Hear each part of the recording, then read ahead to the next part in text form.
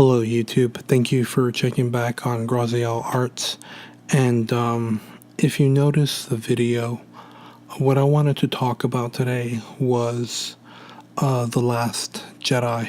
If you haven't seen this movie, it came out about 5 months ago in 2017, December, and it is the episode 7 of the new trilogy that's being made by Disney.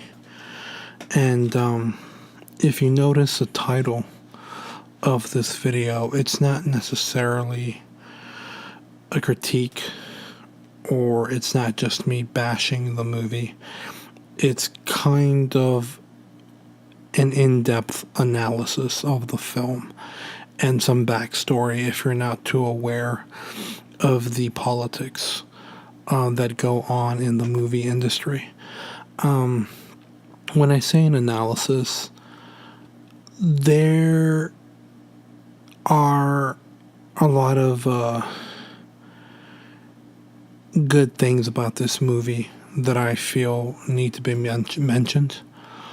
But at the same time, the reason that I didn't call this video a critique is because it's really a paradox. The good things about this film also lead to the bad things of this film.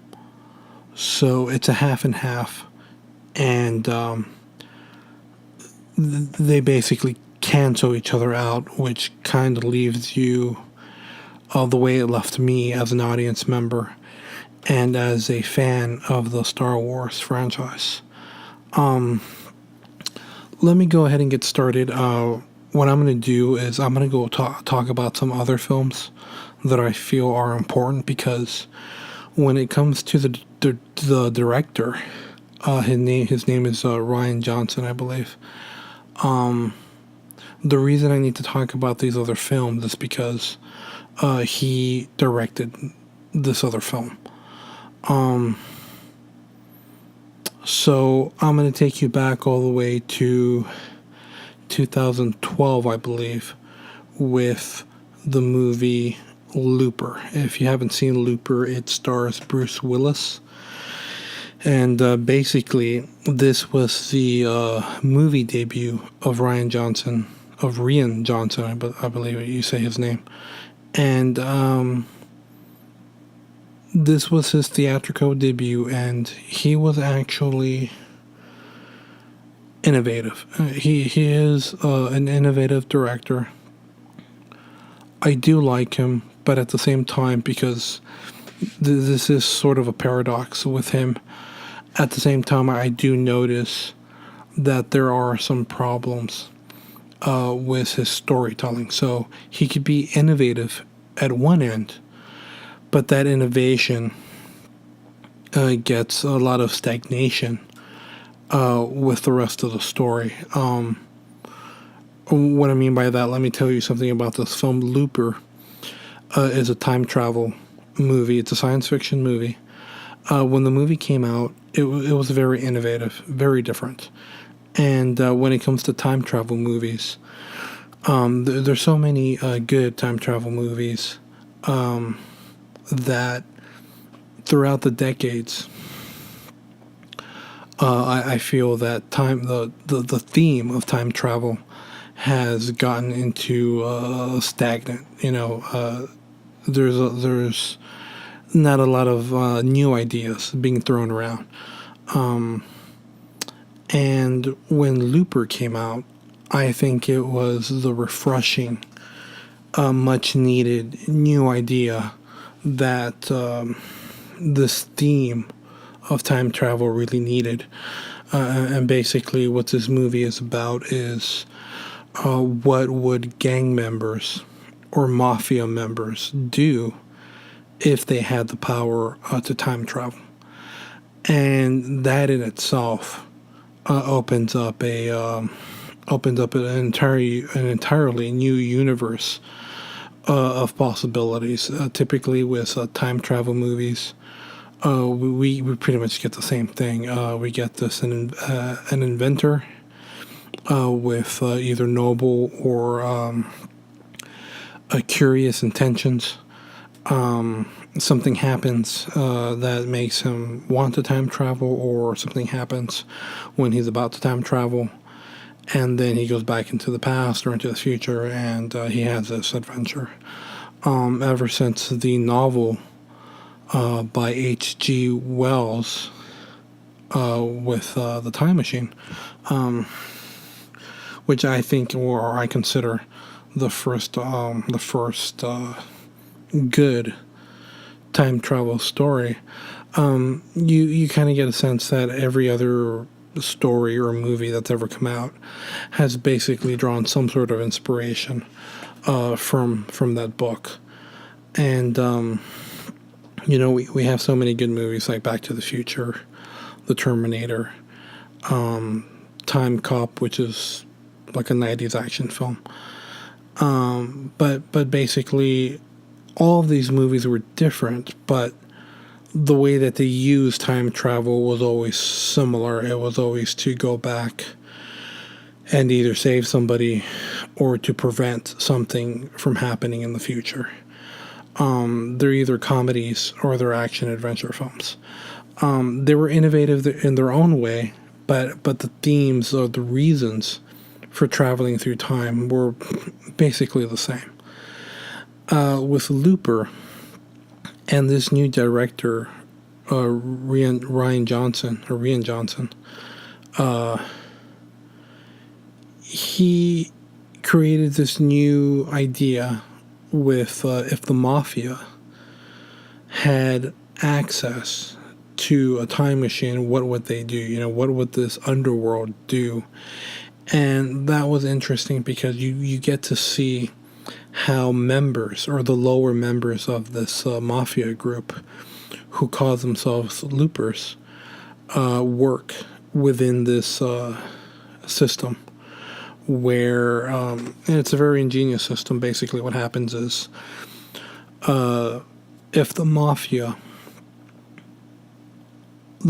lives in this future where time travel has been invented, but for some reason which isn't explained, but it's also not necessary, is that once time travel is invented, it is immediately outlawed, so it's not used publicly.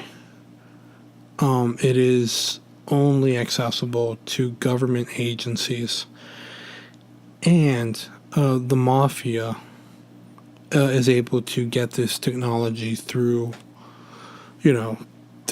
dark trafficking, or dark market trafficking, black market trafficking. And they get this technology and they incorporate it into their modus operandi. So basically what happens is in this future, it's very difficult to kill somebody, because if you kill somebody, there's going to be so much evidence that it's going to be impossible to kill somebody and not get caught for it. It's a sophisticated future where everybody is identified with this microchip technology, and if they get killed or murdered, well, the police are automatically notified, and because it's a sophisticated future, they're always going to catch who killed this person. So in response to that, the mafia grabs their target, grabs the person that they want to kill, and instead of killing them right there in their present time, what they do is they use a time machine to send that person back into the past before this sophisticated technology is even invented. That's time travel and the tagging technology. And once that person arrives in a point in the past, he's automatically executed by this mafia member who's called a looper. And how it works is that when they send this target back in time, they strap silver to his back, and they're bars of silver. So when he appears in the past, there's a mafia member waiting for him, and all that mafia member does is pulls the trigger on his gun. He shoots the target, killing the target, and then he kills the target. He collects his bars of silver that came from the future, and then he goes and exchanges those bars of silver for actual cash, and the mafia handles that transaction for him. He turns in the silver.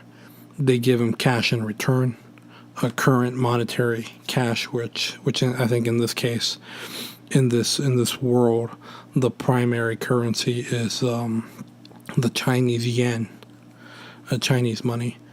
And once that happens, the looper gets rid of the body and burns it or incinerates it, and they consider that a clean kill.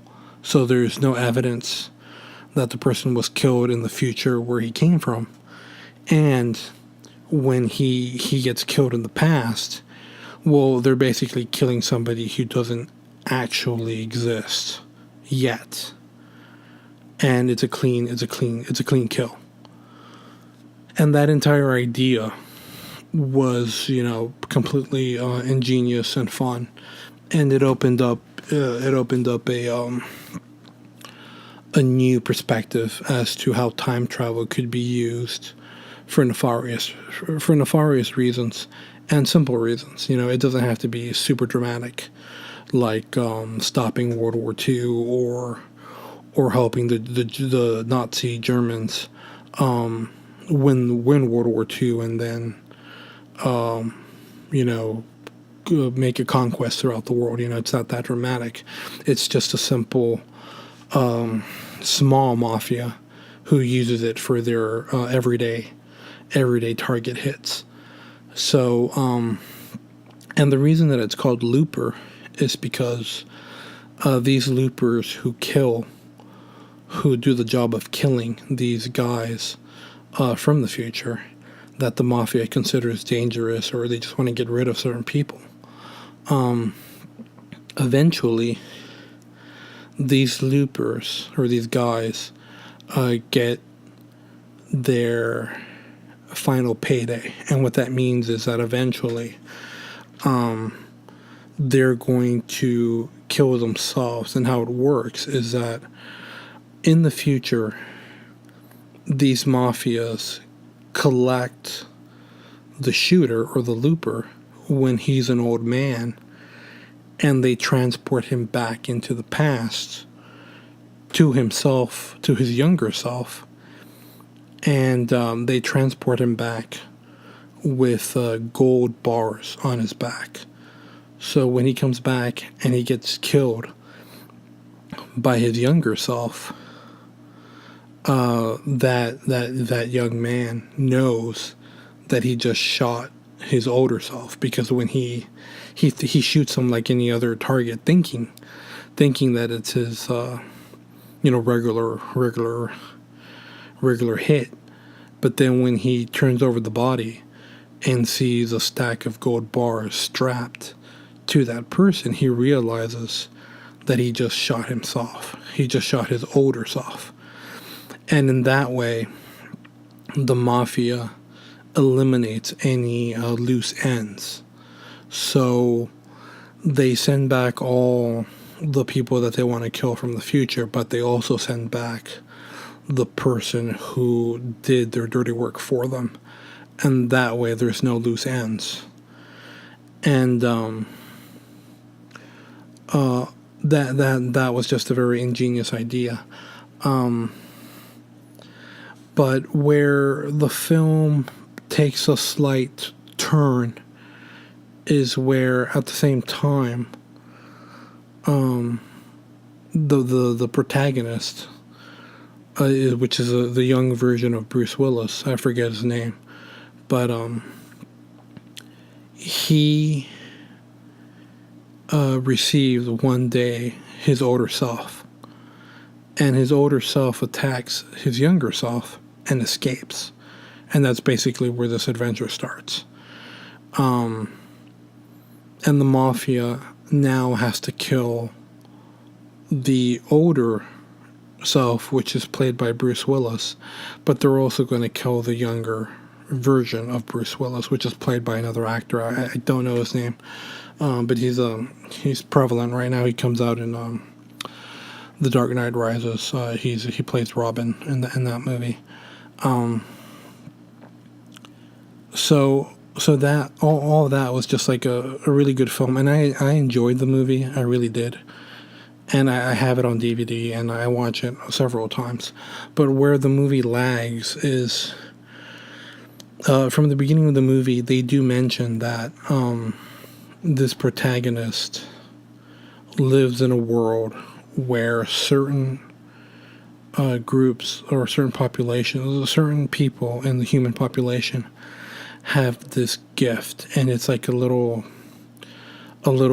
step in human evolution where they can levitate objects with their mind. And the most that people can do is levitate a quarter. And they can't levitate anything bigger than that, you know. The people who do have this gift, that's pretty much all they can do. And it's considered, you know, the next step in human evolution, and it's under a lot of investigation, and people are studying it, but it's really no more than a magic trick. So even though they do have the ability to lift things with their mind, it's just little things. You know, nobody can do something really big. And where the film drags a little bit, and where it forms a plot hole, is that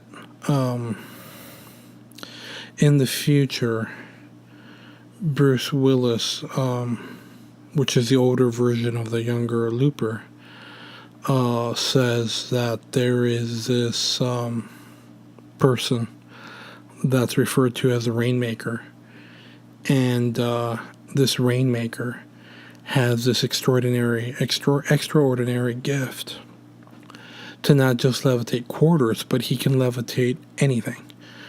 And he can destroy anything just by thinking it. And it was actually this Rainmaker who actually trapped him,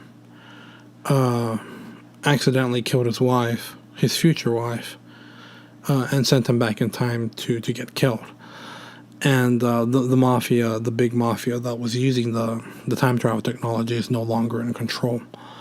So Bruce Willis comes back in time.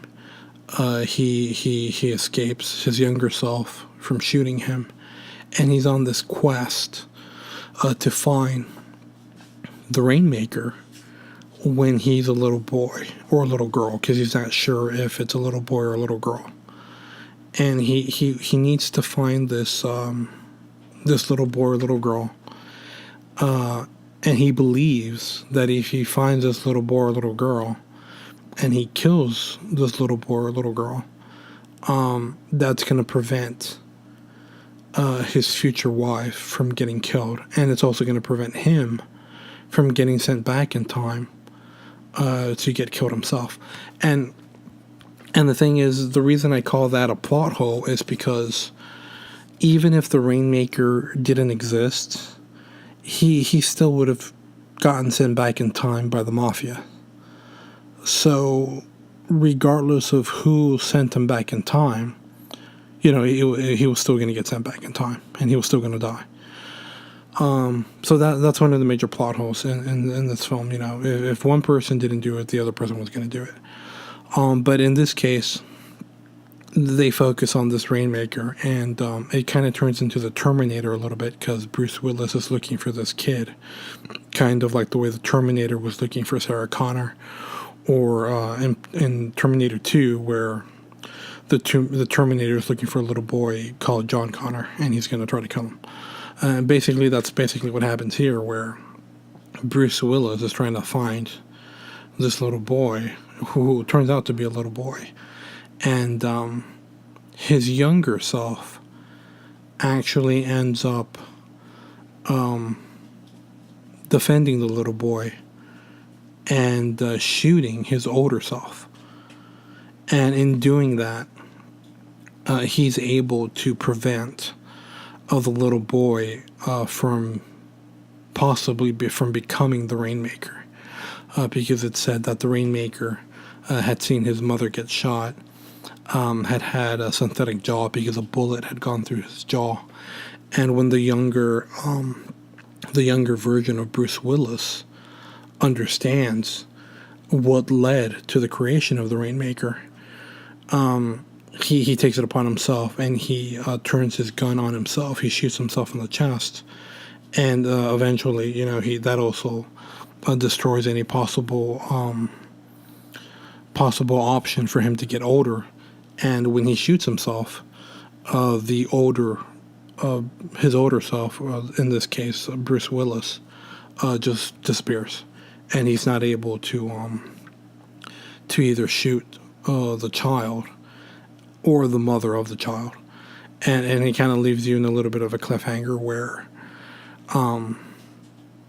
the little boy is able to grow up, and you just have this question that now that the future has changed, is this little boy going to grow up to be a killer with his divine gift of being able to destroy everything with his mind, or now that he has the option to grow up with the love of his mother, is he going to be a benevolent person? Is he going to use his great power for good? And it was an innovative film. It was a different film, and I think it was a film that was really much needed, especially in regards to time travel. It was very refreshing, even though, like I said, it does have that one plot hole. And the reason that I went so deep into describing this film is because this was the debut film that brought Rian Johnson. This was his theatrical debut. This was his first movie that brought him on stage to the public, and that's the first film that I knew him from. And I thought, he was an innovative director, and he had a lot of promise, or he has a lot of promise. And this director is also responsible for filming The Last Jedi. And when it comes to The Last Jedi, it does have a lot of good things that need to be mentioned, but like I said, it is a paradox, because those good things that I'm going to mention were also a severe problem of the film. And I'll explain that a little deeper. The first thing I want to mention is with The Force Awakens. If you see my other video where I'm critiquing The Force Awakens, you're going to hear me say that I had complained that Disney, Miss Kennedy, or J.J. Abrams, they don't understand what the Force is in this world of Star Wars. But in this new movie, The Last Jedi, this director really understands what the Force is. And when I was watching this movie, when the characters were speaking about the Force, I really felt that it was on the same plateau or on the same vibration as the original trilogy. So when Obi-Wan Kenobi is telling Luke Skywalker about the Force, or when Luke Skywalker goes to train with Yoda to become a Jedi, the Force is a very mystical power, and it's something that is inside of an individual, but it also connects every living thing in the universe. And I felt this director was able to reinstate that philosophy about the Force in this film. So in that one particular scene where Luke Skywalker is able to teach his apprentice Rey what the Force is. I think they did a really good job in telling you or making you feel that they were talking about the same Force that we all grew up hearing about in the original trilogy. So that's one good thing that I saw in this film. They did reinstate the mystical power of the Force, and I really like that. So there's no problems there. Where the problems start is basically when the character, the female lead Rey, does find Luke Skywalker.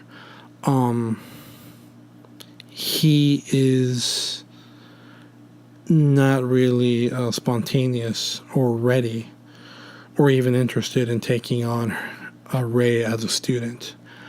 And it takes a little while to find out why, but he's not really interested in teaching Rey anything about the Force. And in this film, they do copy.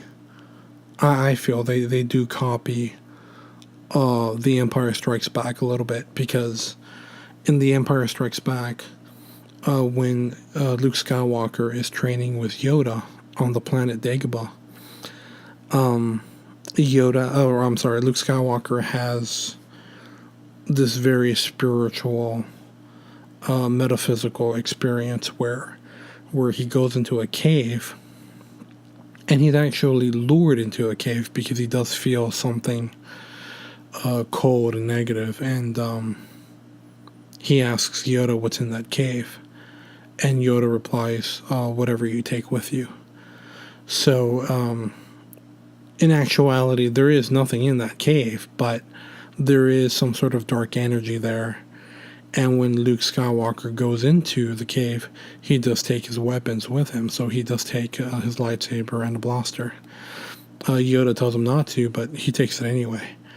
And when he goes into this cave, he sees a vision of Darth Vader. And it's just a vision, but it's so real to Luke Skywalker that he takes out his lightsaber and he starts fighting with this vision of Darth Vader, to the point that he actually cuts off Darth Vader's head. And when the head rolls on the ground, the face of Darth Vader, the robotic mask that's keeping Darth Vader alive, explodes.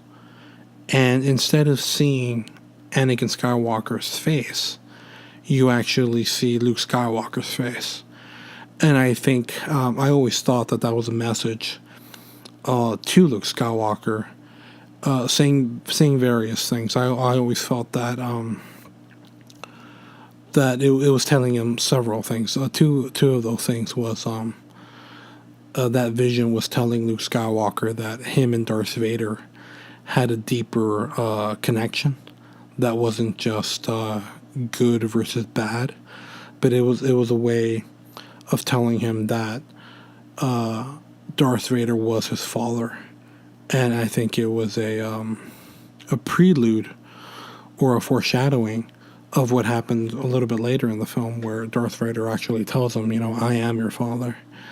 The other thing that I felt that vision was telling Luke Skywalker was, because Luke Skywalker was very impatient, but the real big problem was that he didn't believe in the power of the Force, and he was also very angry and just impatient.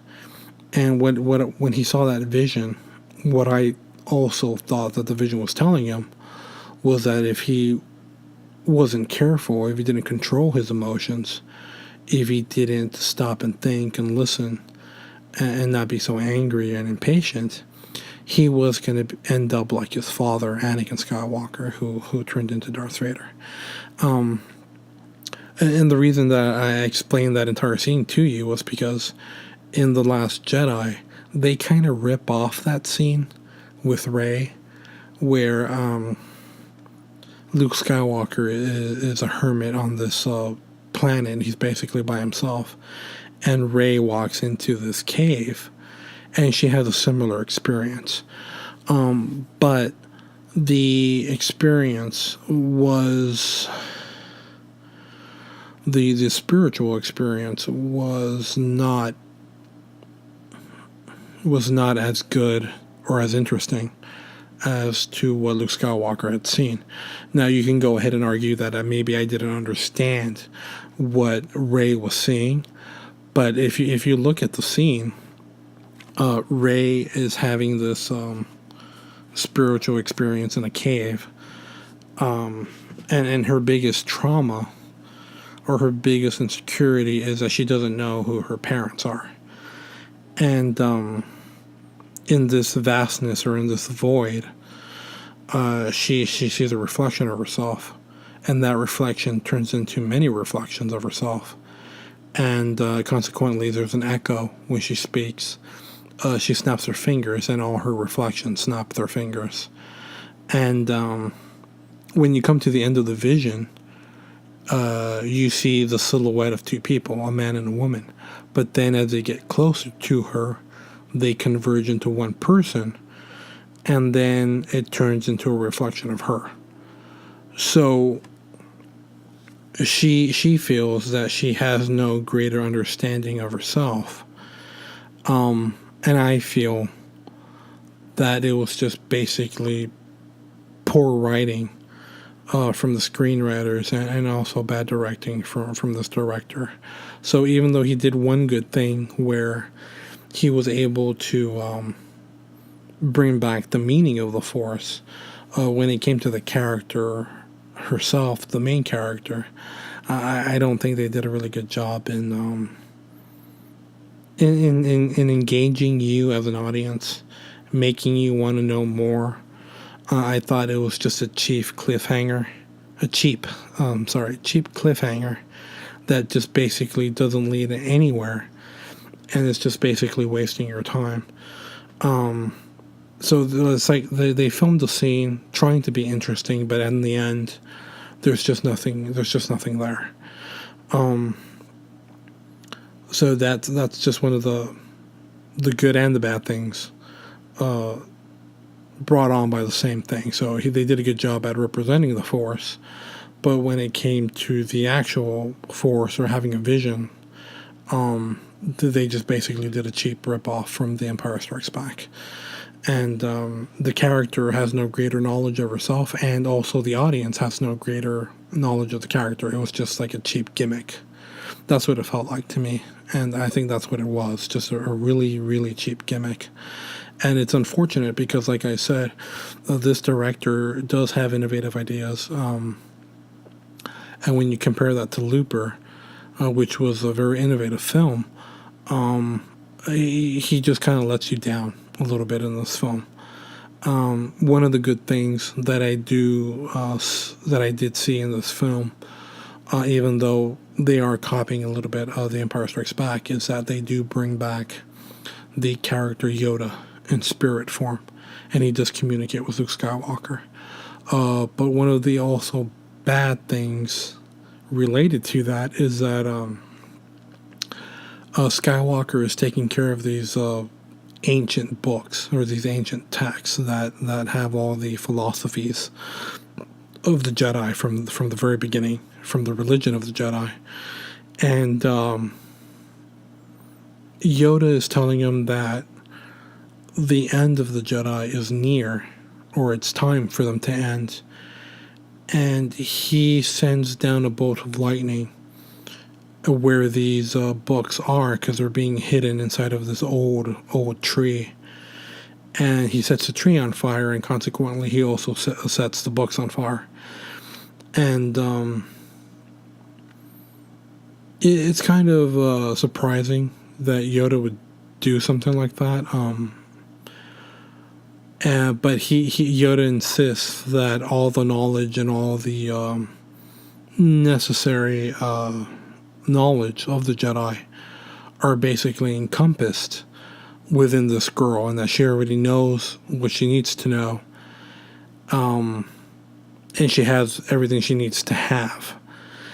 And I think that kind of goes back to my original complaint with The Force Awakens, where They want to go ahead and create this very powerful female character, but they don't realize that just because she's very powerful with the Force doesn't make her automatically know everything that she needs to know. When she went to go find Luke Skywalker, she went to go get training, and he didn't train her. But you have all these characters who are beloved and famous characters from all these other trilogies, and they're using these characters just to build up the fact that this female protagonist is the supreme Jedi being, and it's just totally out of nowhere, totally out of the blue. And like I said, it was nice to see Yoda there. You do get that nostalgia to see Yoda and talking to Luke, and you have that dynamic between them. But that also, like I said, it's a paradox. It also brought on a bad scene where Yoda says, this girl has everything she needs, and she knows everything she's going to need to know. But this girl doesn't know anything, and you see that not only in the girl's face, but in her performance as well. She really doesn't know what she's doing, and she doesn't know what to do next. So, she's so powerful with the Force, why is she even looking for Luke Skywalker in the first place?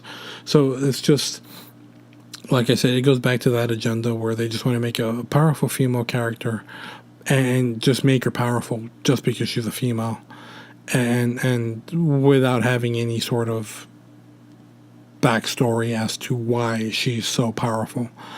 And even if she is powerful, she just doesn't know what she's doing, and her character doesn't have any training whatsoever, and she has no guidance from anyone whatsoever. So, that just goes back to my point where they bring in this knowledge of the Force, but they don't transfer that knowledge to this character who I feel really, really needs it.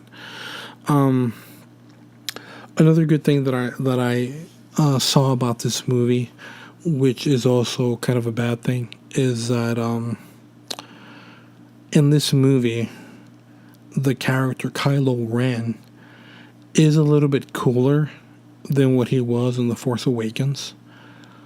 But at the same time, that brings on this negative point because there's this one scene where they have the female protagonist, Rey. They caught her, and Kylo Ren brings her in front of this Emperor Snoke, which is like the actual first time we see him in person, not through a hologram, but in person. And Emperor Snoke wants Kylo Ren to kill Rey, but you could kind of see that Kylo Ren is kind of hesitant to kill her, and what he actually ends up doing is that he kills Emperor Snoke. He turns on his lightsaber, or he turns on Rey's lightsaber that's right next to Emperor Snoke. It's sitting right next to him, and he turns it on, and then he turns it around using the Force, and he slices Emperor Snoke in half. And you think, okay, Kylo Ren saw the error of his ways, and he's going to turn into the light side now. And this entire scene opens up a very cool, a very fun lightsaber fight, because the Emperor has all these guards around him protecting him. And when he dies, all these guards get into action, and they start attacking Rey and Kylo Ren. And I think for the first time, we actually see a very cool lightsaber fight where these two Jedis, Rey and Kylo Ren, or Ben Solo, are fighting together against all these bodyguards. And you see them helping each other, supporting each other, and they have this connection, this camaraderie in that fight out of nowhere. But even though it's out of nowhere, it's still fun to see. And it's just a really cool fight scene. And I really liked it because you do see two Jedis who are in big trouble, and the only way they can get out of that big trouble is through a lightsaber fight. And the best scene in that entire fight was when one of the bodyguards has Kylo Ren in a chokehold, and Rey throws a lightsaber to Kylo Ren, and he grabs it, and all he has to do is turn it on, and the lightsaber penetrates the bodyguard through the head. And it was just like one quick motion, and it was so cool to see that, where he didn't have to turn, he couldn't turn around because he was in a chokehold. And when he caught the lightsaber was already pointing to the bodyguard's head, and he just flicks it on, and the lightsaber turns on and just goes through the bodyguard's head. I thought that was really fun and interesting. I thought it was a cool move. But right when the fight scene ends, and even though it was a really good fight scene, it was a good scene in general. Well, it's also kind of a bad scene because Kylo Ren turns into being a bad guy again. Rey wants him to come with her so they could fight the Empire, but for no real reason whatsoever, Kylo Ren decides that he's going to be the leader of this new empire. And he doesn't really say why. You really don't understand. Okay, you were just fighting these bodyguards helping Rey, and now literally not even 5 seconds later, you're a bad guy again. Just like that. And he continues to be a bad guy to the end of the film. And I think, okay, you killed the Emperor. You did a good thing. But as soon as the fight is over, you're back to being a bad guy. Okay. All right. And you know what I think it is? I think that the writers said, oh shit, we just killed the main bad guy, and we need another bad guy for part 9, and that's going to be Kylo Ren. So as soon as they stop fighting, he's going to be a bad guy again. And I don't think that was necessarily their plan. It was just really bad writing on the writer's part.